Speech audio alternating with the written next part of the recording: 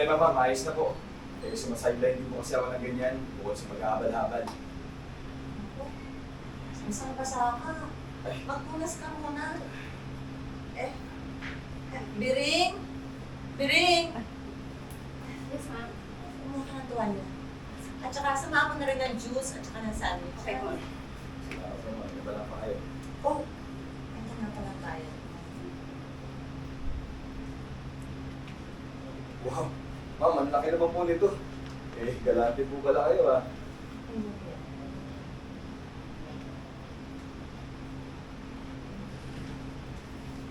Po. Ayan. Pinapag mo muna to.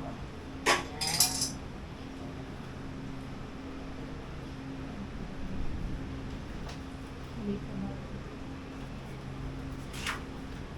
Ang laki po pala ng bahay niyo ma'am, no? Mag-isa lang ho kayo. Hold. Adjust, adjust. Yan, so okay lang sabi ko. So, pa-forward ulit? Okay na. Ayos na. Atras konti. Okay. Yeah. So, ako muna. Steer. 5, 4, 3, 2. Action! Ang laki po pala ng bahay niyo, no? Mag-isa lang kayo dito? Well, naunang namatay yung kasama ko. Yung isa namang anak ko, may pamilya na sa Japan. Nagsarili na rin. Kaya, yan, nag-iisa ka rito. Sabi sa mundo, ako yung mag-isa. Masarap pa rin yung itakuha ko sa buhay. Actually, yun na lang nga pinibili ko sa buhay ko ngayon. Meron akong kasama sa buhay. Itakuha ako sa buhay.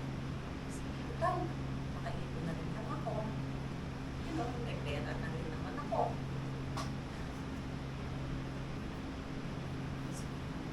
Sana hindi pinoproblema ang pera, no? Yan din kasi ang pinoproblema ko araw-araw eh. Ang totoo niyan, ma'am. Hindi ko rin kasi kaya buhay yung sarili ko. Naluhuli kasi ako. So, naghahanap ka na magsusustento sa iyo. Yung bubuhay sa iyo at ibibigay lahat ng luho mo.